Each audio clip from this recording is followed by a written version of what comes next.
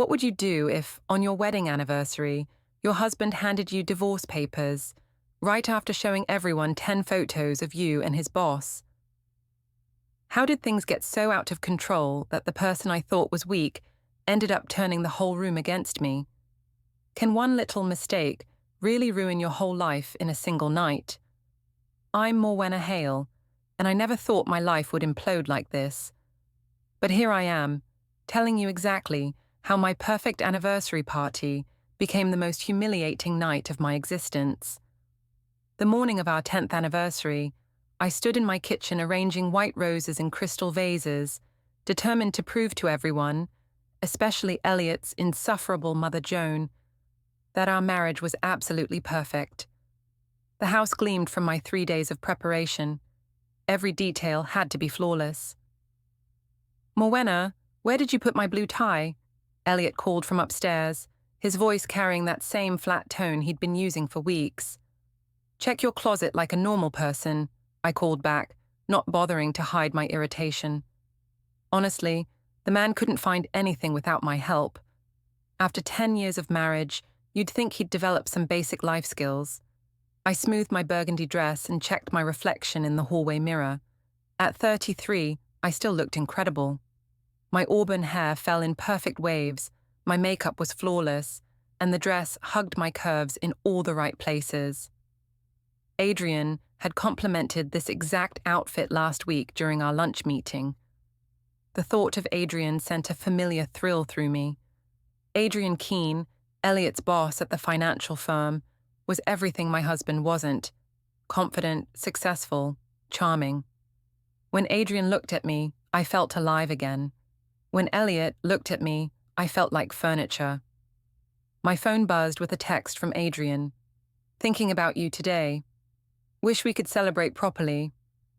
I quickly deleted the message as Elliot's footsteps approached the kitchen. "The place looks nice," he said quietly, straightening his tie. I noticed he'd found the blue one after all. "Of course it does. I've been working on this for days while you've been buried in spreadsheets." I arranged the last roses with perhaps more force than necessary. "Try to smile tonight, Elliot. People are coming to celebrate our marriage, not attend a funeral." Something flickered across his face. Hurt, maybe? But he just nodded and picked up his coffee mug. "What time are people arriving?" he asked. 7. Your mother and Celia will probably show up early to criticize my appetizers. My brother Lyle is bringing the wine. Mom promised to behave herself." I paused, studying his expression. "You've been acting strange lately. Everything okay at work?" Elliot's jaw tightened slightly. "Work's fine. Adrian's been keeping me busy with new projects." The way he said Adrian's name made my stomach flutter with guilt and excitement. Did he know? No, impossible.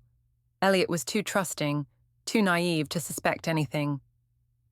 "Well, try to be present tonight. I don't want people thinking you're miserable." "Right." He drained his coffee and headed for the door. "I'll be home by 6 to help set up." After he left, I called Adrian from the landline, just to be safe. "Missing me already?" His smooth voice made me smile. "Always. Tonight's going to be torture, pretending everything's perfect with Elliot." "You could leave him, you know. We've talked about this." My heart raced. "Adrian, you know it's complicated. There's Sadie to think about, and you're scared." "I get it, but Morwenna, life's too short to waste on mediocrity." Before I could respond, I heard our 8-year-old daughter Sadie's footsteps on the stairs.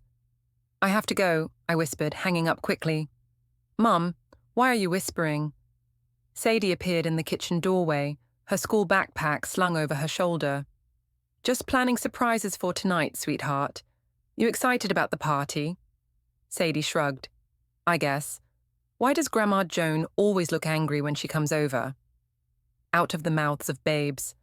"She's not angry, honey. That's just her face." The day flew by in a whirlwind of final preparations. I picked up the catered appetizers, arranged furniture, and changed clothes twice before settling on the burgundy dress. By 6:30, everything was perfect. The first guests arrived promptly at 7. Joan and Celia walked in together, Joan's sharp eyes immediately scanning the room for flaws. "Morwenna, dear," Joan said in that tone that made dear sound like an insult. "How lovely everything looks." "Thank you, Joan. I wanted tonight to be special." I forced my brightest smile. Celia, Elliot's younger sister, gave me a polite hug. "Where's my brother?" "Running a bit late. You know how work is." "Actually, I don't," Celia said pointedly. "Most people manage to be on time for their own anniversary party." Before I could respond, my brother Lyle arrived with 2 bottles of expensive wine and a warm smile. "Morwenna, you look stunning."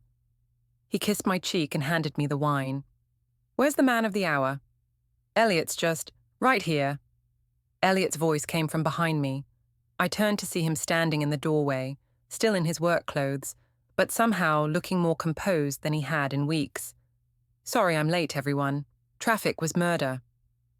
As the evening progressed, I found myself growing more irritated with Elliot's behavior.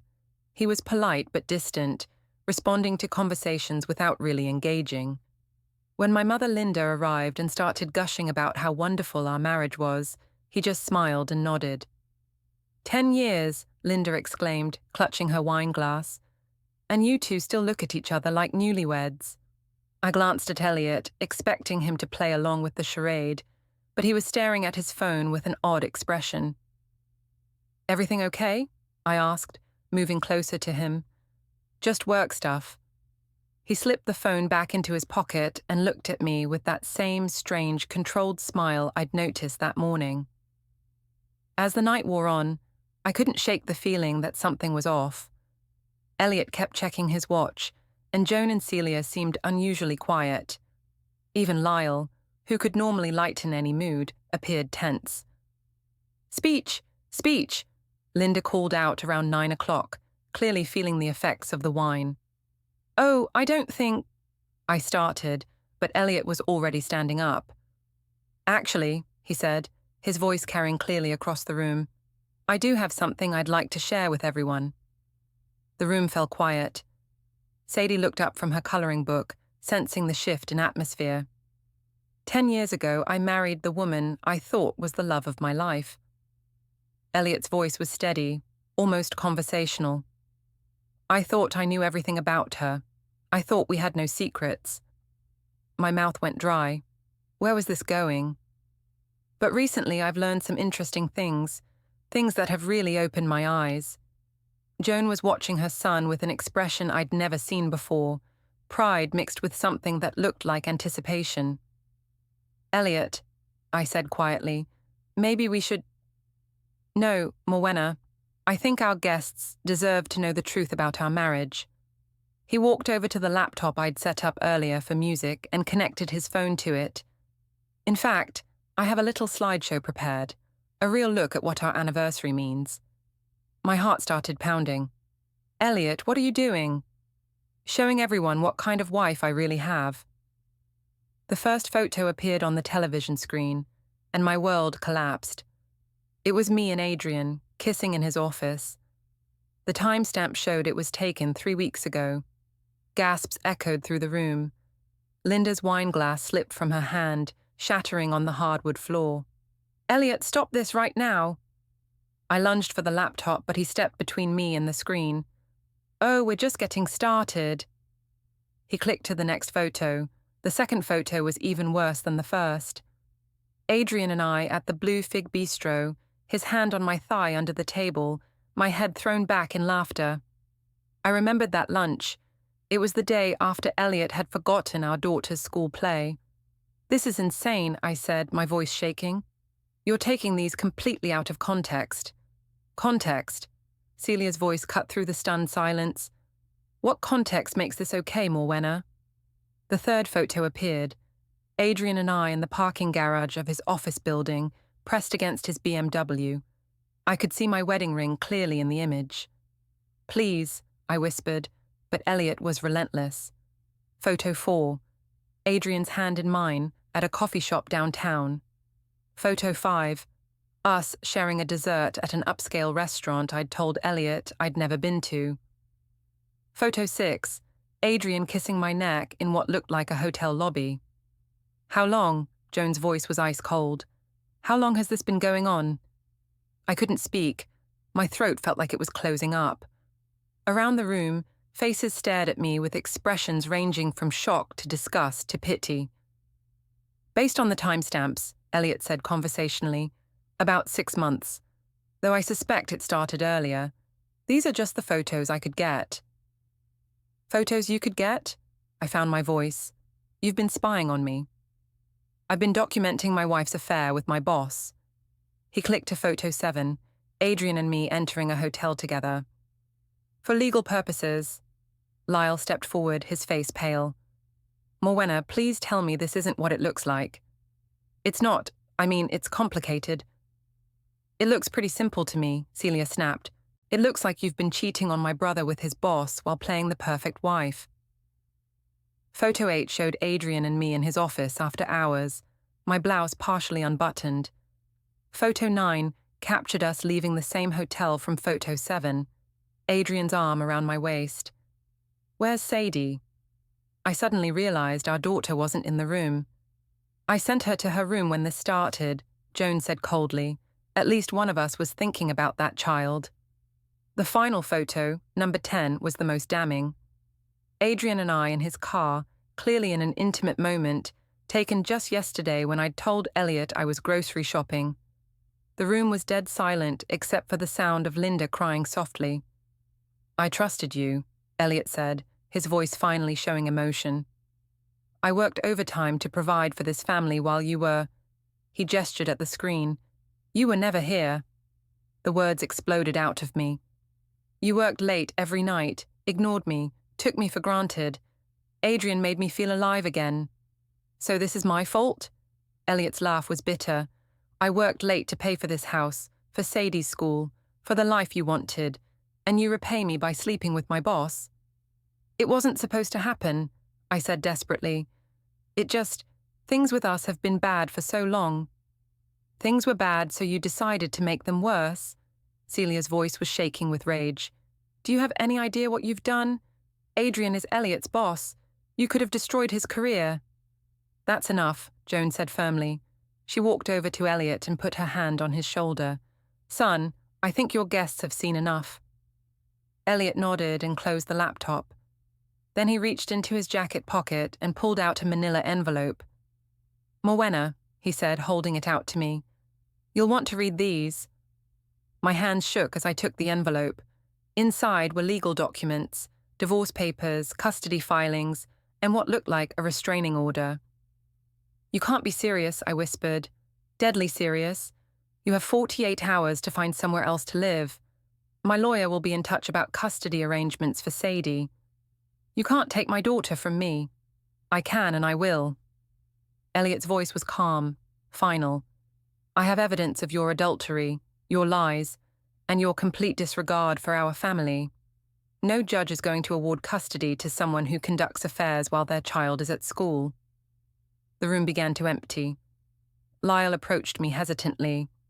Morwenna, I can't defend this. You need to think about what you've done. You're supposed to be on my side, I called after him as he headed for the door. I'm on the side of what's right, he said without turning around. Linda was the last to leave, tears streaming down her face. How could you do this to your family? She whispered. How could you do this to Sadie? After everyone left, I found myself alone in the living room with Elliot. The decorations that had seemed so perfect hours earlier now felt like a mockery. We can work through this, I said desperately. Couples counseling, therapy. No. Elliot was putting on his jacket. I'm staying at my mother's tonight. I suggest you use the time to figure out your next move. Where did you get those photos? For the first time all evening, Elliot smiled. Really smiled.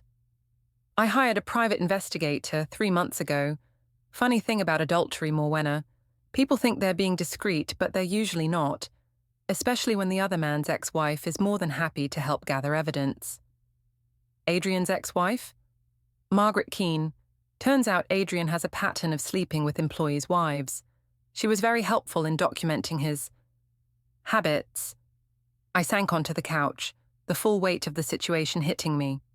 This will ruin everything, I whispered. Yes, Elliot said simply. It will, just like you ruined everything when you decided our marriage vows meant nothing.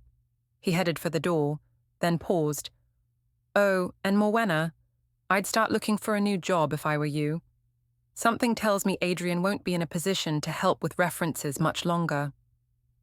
The next morning, I woke up on the living room couch, still wearing my burgundy dress from the night before.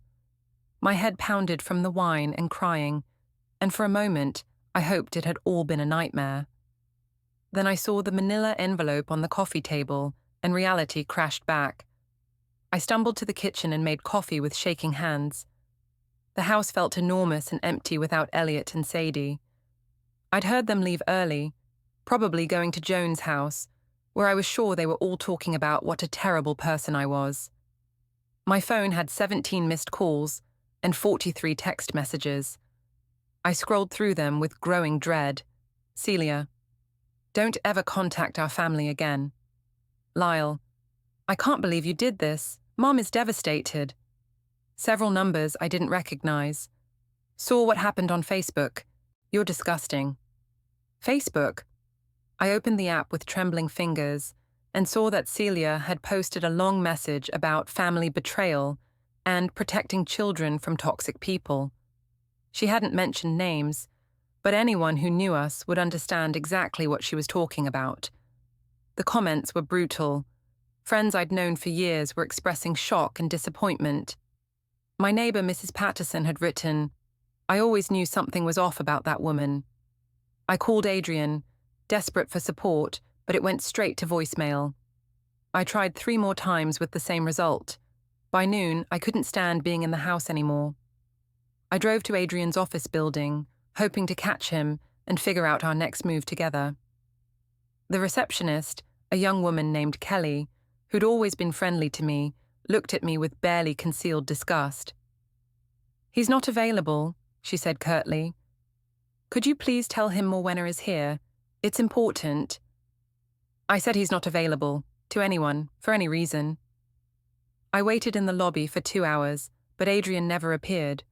Finally, security asked me to leave.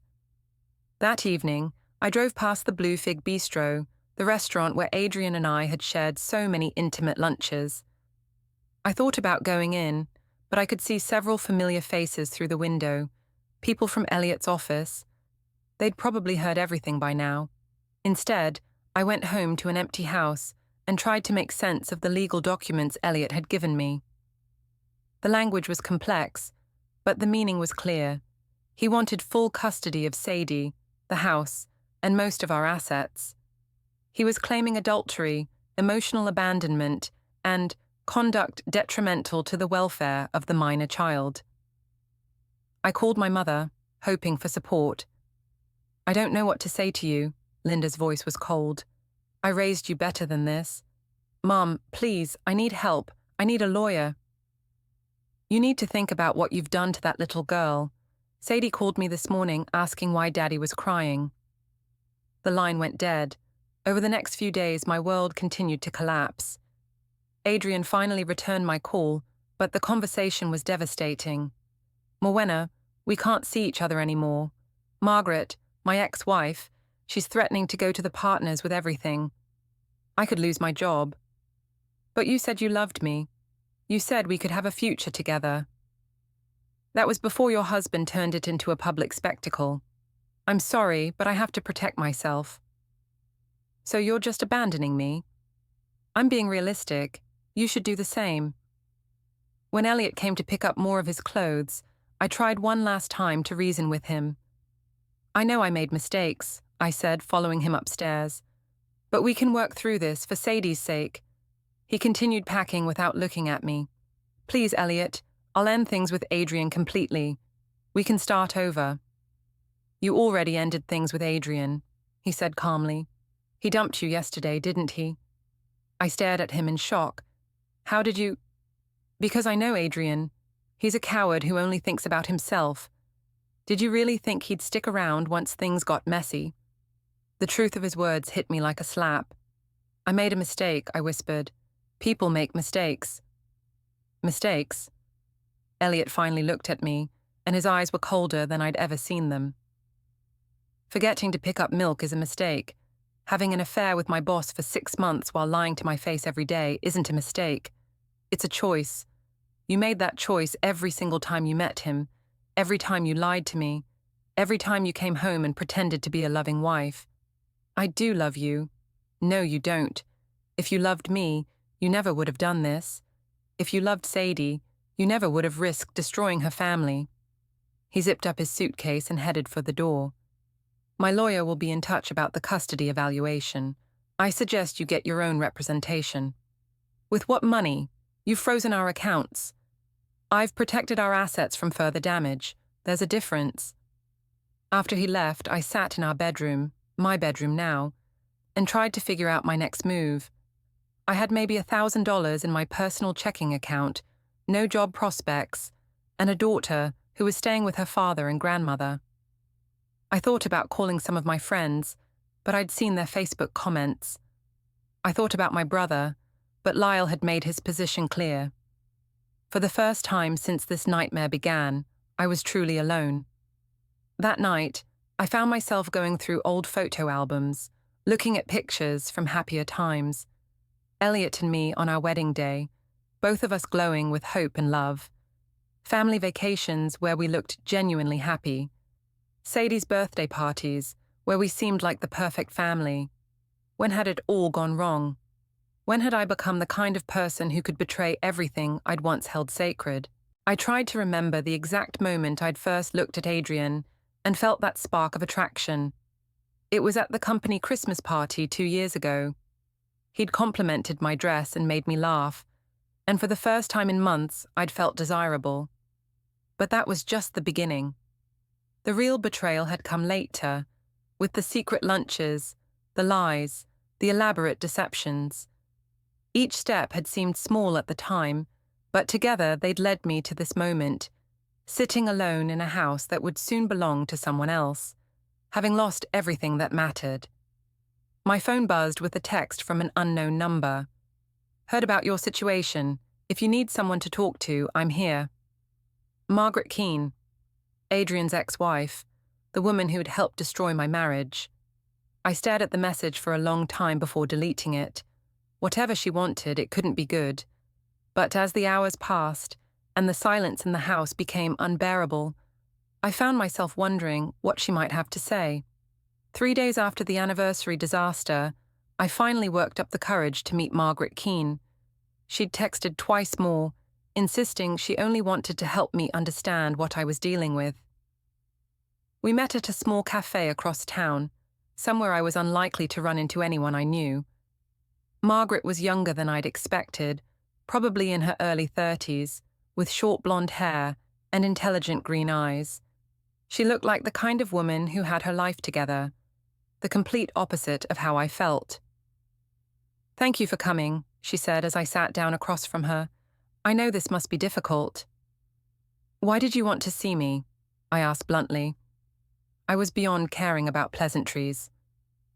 "Because I've been where you are. Adrian has a pattern, and I thought you should understand what you're really dealing with." She opened a folder and slid several photographs across the table. They showed Adrian with different women in intimate situations.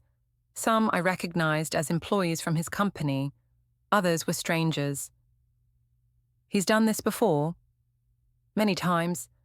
Adrian gets bored easily, and he likes the thrill of forbidden relationships. Married women are his specialty because they have as much to lose as he does." I stared at the photos, feeling sick. "How long were you married to him?" 5 years. I caught him with his secretary. Not the first affair, just the first one I could prove. When I confronted him, he promised to change. Said she was the last one, that he'd realized what he was risking. But he didn't change. Men like Adrian don't change. They just get better at hiding. She leaned forward. "Morwenna, I'm not telling you this to hurt you. I'm telling you because I think you deserve to know the truth about the man you threw your marriage away for." "I know it's over between us," I said quietly. He made that clear. "Good, because there's something else you should know." Margaret's expression grew serious. Adrian is about to be fired. What? The partners found out about his pattern of inappropriate relationships with employees and their spouses. They're conducting a full investigation. Your husband's evidence was just the final nail in the coffin. I felt a strange mix of satisfaction and terror. Adrian was getting what he deserved, but it also meant any hope of him helping me was gone. Why are you telling me this? Because I want you to understand something. Adrian used you. He never loved you. He loved the excitement, the risk, the ego boost of stealing another man's wife. The moment it became inconvenient, he dropped you without a second thought. Her words hit me like physical blows, but I knew she was right. I'd seen it in Adrian's eyes during our last conversation. Not love or regret, just cold calculation. What am I supposed to do now? I asked. You're supposed to accept responsibility for your choices and try to salvage what you can of your relationship with your daughter. Easy for you to say. You didn't have children with Adrian. No, but I had children from my first marriage, and I almost lost them because of the chaos Adrian brought into our lives. Margaret's voice softened slightly. Morwenna, I know you're hurting. I know you feel abandoned and betrayed, but your daughter is innocent in all this. Whatever anger you feel toward your husband, don't let it spill over onto her. After Margaret left, I sat in the cafe for another hour, processing everything she'd told me. The photos of Adrian with other women kept flashing through my mind. Had he used the same lines on them that he'd used on me? Had he promised them all a future together? I thought about all the times I'd defended him to myself, all the excuses I'd made for his behavior. When he'd been distant after our intimate moments, I'd told myself he was just being careful. When he'd refused to make concrete plans for our future, I'd convinced myself he was being thoughtful. The truth was, I'd been a fool, a middle-aged woman so desperate for attention and excitement that I'd thrown away everything real for a fantasy. That evening, I tried to call Sadie. Elliot answered his mother's phone. I want to talk to my daughter, I said. She doesn't want to talk to you right now. She's 8 years old. She doesn't understand what's happening. She understands enough. She knows her mother chose to hurt her family. Please, Elliot, just let me explain. Explain what? How you lied to her every day. How you put her family at risk for your own selfish desires. I could hear Sadie's voice in the background, asking who was on the phone. Tell her it's Mommy, I said desperately. There was a pause. Then I heard Elliot's muffled voice talking to Sadie. A moment later, she came on the line. Hi, Mommy. Her voice was small and uncertain. Hi, sweetheart. I miss you so much. When are you coming home? Daddy says I'm staying with Grandma Joan for a while. He says you need some time to think about things. I've thought about them, baby. I want you to come home. But Daddy was crying, Mommy, and Grandma Joan says families are supposed to take care of each other, not hurt each other. The innocent reproach in her voice was worse than any of Elliot's accusations. Sometimes grown-ups make mistakes, Sadie, but I love you more than anything in the world. Then why did you make Daddy sad? I couldn't answer.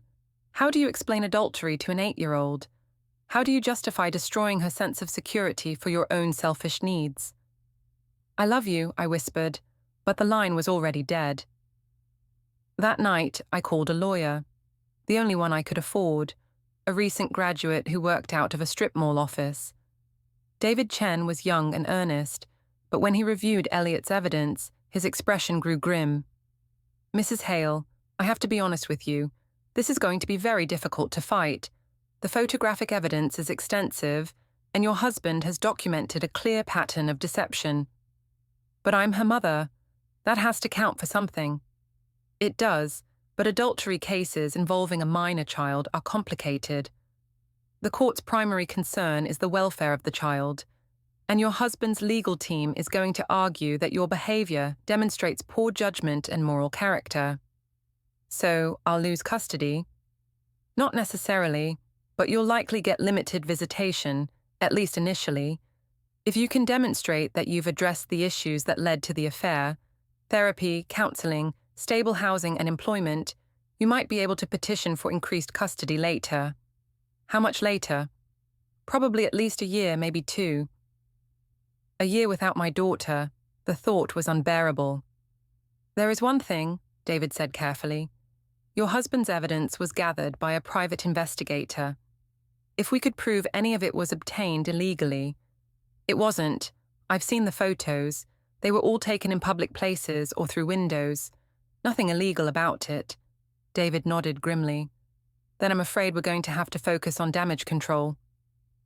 As I drove home through the dark streets, I passed the Blue Fig Bistro again.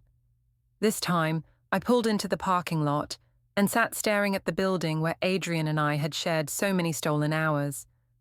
I thought about all the lies I'd told to be there. The fake shopping trips, the invented errands, the elaborate deceptions. I'd become an expert at living a double life, and I'd been proud of my ability to keep the two worlds separate. Now I could see how pathetic it all was. I'd traded my integrity, my marriage, and my relationship with my daughter for a few hours of excitement with a man who'd never cared about me at all. My phone buzzed with a text from an unknown number. Saw you at the cafe today. Interesting company you're keeping. Might want to be more careful about your public appearances. I looked around the parking lot nervously, but saw no one. Someone was watching me, documenting my movements just as they documented my affair. I drove home quickly, checking my rearview mirror the entire way. The house felt more like a prison than ever, and I realized that my old life was truly over. Everything I'd built over the past 10 years, my marriage, my friendships, my reputation, my relationship with my daughter, was gone. And for what? For a man who dumped me the moment things got complicated. For a fantasy that had never been real in the first place. As I got ready for bed in the empty house, I caught sight of myself in the bathroom mirror. I looked older, harder, like a stranger. The woman staring back at me was someone I didn't recognize, someone capable of betraying the people who loved her most. Tomorrow, I would have to start figuring out how to rebuild my life from nothing. But tonight, all I could do was face the truth. I had destroyed everything good in my life, and I had no one to blame but myself. The custody hearing was scheduled for the following Tuesday. I spent the weekend in a haze of preparation and panic, trying to put together some kind of defense with David Chen's help. The key is to show remorse and a plan for rehabilitation, David explained during our Saturday meeting. We need to demonstrate that you understand the gravity of your actions and that you're taking steps to ensure it never happens again. What kind of steps? Therapy, for starters. I've made an appointment for you with Dr. Sarah Williams on Monday. She specializes in marital issues and can provide a professional assessment of your mental state. And that will help? It might, if she can testify that you're genuinely remorseful and committed to change. It could influence the judge's decision about visitation. I nodded, though the idea of spilling my secrets to another stranger made me feel sick. What about character witnesses? David's expression was uncomfortable. That's proving difficult. Your brother declined to testify on your behalf, and your mother said she needs more time to process everything. They won't even help me keep my daughter. Mrs. Hale, you have to understand. Your actions didn't just hurt your husband. They hurt everyone who cared about you. People feel betrayed, and they're not ready to put themselves on the line for you yet. Monday's therapy session with Dr. Williams was brutal. She was a middle-aged woman with kind eyes and a gentle manner, but her questions cut straight to the heart of my self-deceptions. Tell me about the first time you were unfaithful to your husband, she said. It wasn't planned. Adrian and I were working late on a project and we just connected. What does connected mean? We talked, really talked, about our dreams, our frustrations. Elliot and I hadn't had a conversation like that in years. So, you felt emotionally neglected in your marriage? Yes, exactly. Elliot was always working or tired. He never really saw me anymore. Dr. Williams made a note. Did you discuss these feelings with Elliot before beginning the affair? I hesitated. Not directly, but I tried to get his attention in other ways. Such as, I'd dress up for him, plan special dinners, but he was always distracted. I see. And when these efforts didn't work, you decided the solution was to seek attention elsewhere. The way she phrased it made it sound so calculated, so selfish. It wasn't like that. I didn't set out to have an affair. It just happened. Affairs don't just happen, Mrs. Hale. They're the result of a series of choices. Can you walk me through some of those choices? For the next hour, she forced me to examine every decision I'd made, from the first lunch with Adrian to the elaborate lies I'd told to cover our meetings. By the end of the session, I felt emotionally raw. Will you be able to testify that I'm not a danger to my daughter? I asked as we wrapped up. Mrs. Hale, I can testify about your mental state and your apparent commitment to addressing the issues that led to your affair, but I can't make any guarantees about what the judge will decide. Tuesday morning arrived grey and rainy, matching my mood perfectly. I met David at the courthouse, wearing the most conservative outfit I owned, a navy blue suit that made me look like someone's maiden aunt. Remember, David said as we walked up the courthouse steps, be honest, show remorse, and don't make excuses. The judge has seen the evidence. Trying to minimize or justify your actions will only make things worse. The courtroom was smaller than I'd expected, but it felt enormous when I saw Elliot sitting at the plaintiff's table with his lawyer, a sharp-looking woman named Patricia Valdez. Joan and Celia sat in the gallery behind him, both dressed in black, like they were attending a funeral. My mother had come, sitting alone on my side of the room. She gave me a weak smile when I looked back at her, but I could see the disappointment in her eyes. Judge Harrison was a stern-looking man in his 60s who reviewed the case file with obvious displeasure. When he looked up at me, I felt like I was being examined by a particularly disappointed father. Mrs. Hale, he said, I've reviewed the evidence in this case, including the photographic documentation of your extramarital affair. Do you dispute the authenticity of these photographs? No, Your Honor. And do you dispute that this affair took place over a period of approximately 6 months, while you were living with your husband and minor daughter? No, Your Honor. I see. Ms. Valdez, please present your client's case. Elliot's lawyer stood and delivered a devastating summary of my betrayal. She presented the timeline of the affair, the elaborate deceptions I'd used to cover it up, and the potential impact on Sadie. Your Honor, Mr. Hale has been a devoted father and husband who worked tirelessly to provide for his family. While he was working overtime to pay for their daughter's private school and their comfortable lifestyle, Mrs. Hale was conducting an affair with his boss, a relationship that not only betrayed her marriage vows, but also put her husband's career at risk. She presented evidence I hadn't seen before, emails I'd sent to Adrian from the family computer, credit card receipts for hotels and gifts, even a recording of a voicemail I'd left for Adrian while Sadie was at a sleepover. Furthermore, Your Honor, Mrs. Hale's conduct demonstrates a pattern of deception and poor judgment that makes her unsuitable for primary custody of the minor child. She lied repeatedly to her family, engaged in risky behavior, and prioritized her own selfish desires over the welfare of her daughter. When it was David's turn, he did his best with an impossible situation. He presented Dr. Williams's assessment and my commitment to therapy. He argued that I was a loving mother who had made a serious mistake but deserved a chance to maintain a relationship with my daughter. But I could see in Judge Harrison's expression that it wasn't enough. Mrs. Hale, the judge said, would you like to make a statement before I render my decision? I stood on shaky legs. Your Honor, I know I made terrible mistakes. I betrayed my husband's trust and put my family at risk.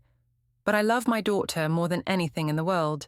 She needs her mother, even if her mother isn't perfect. Mrs. Hale, this court is not concerned with perfection. We are concerned with the welfare of children. And based on the evidence presented, your recent behavior demonstrates a troubling lack of judgment and moral character. My heart sank. However, he continued, I do believe that children benefit from relationships with both parents when possible. Therefore, I am awarding primary physical custody to Mr. Hale, with supervised visitation for Mrs. Hale every other weekend, to be reviewed in 6 months. Supervised visitation, I gasped. Given the circumstances, I believe supervision is appropriate initially. If you can demonstrate consistent responsible behavior and complete the recommended counseling, we can revisit the arrangement. The gavel came down with a sound like a gunshot. As people filed out of the courtroom, I sat frozen in my chair. Supervised visitation meant I could only see my daughter with a court-appointed monitor present. I would be treated like a dangerous stranger in my own child's life. Elliot paused at my table on his way out. I'm sorry it came to this, Morwenna. I really am. Are you? I looked up at him through my tears. Because you look pretty satisfied with yourself. I look like a man who protected his daughter from further trauma. That's all I ever wanted. She's my daughter too. Then you should have thought about that before you decided your affair was more important than her security. After everyone left, I sat alone with David, trying to process what had just happened. What happens now? I asked. You follow the court's orders. You complete your therapy. You maintain stable housing and employment, and you prove that you can be a responsible parent. And then? And then maybe you can petition for increased custody. But Mrs. Hale, you need to understand, this is going to be a long process. The court doesn't take adultery lightly, especially when children are involved. That evening, I called my first supervised visitation appointment. The monitor was a cheerful woman named Ms. Rodriguez, who explained the rules. I could see Sadie for 4 hours every other Saturday at a family center downtown. Our interactions would be observed and documented. Will I be able to take her anywhere? Not initially.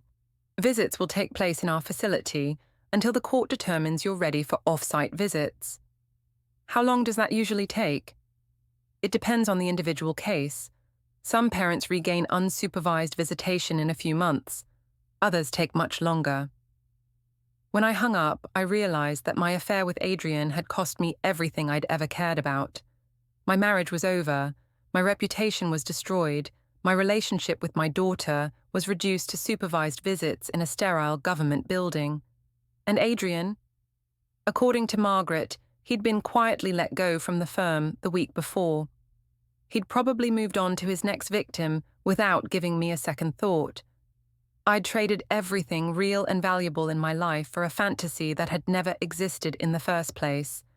And now I was facing the consequences alone, with no one to blame but myself.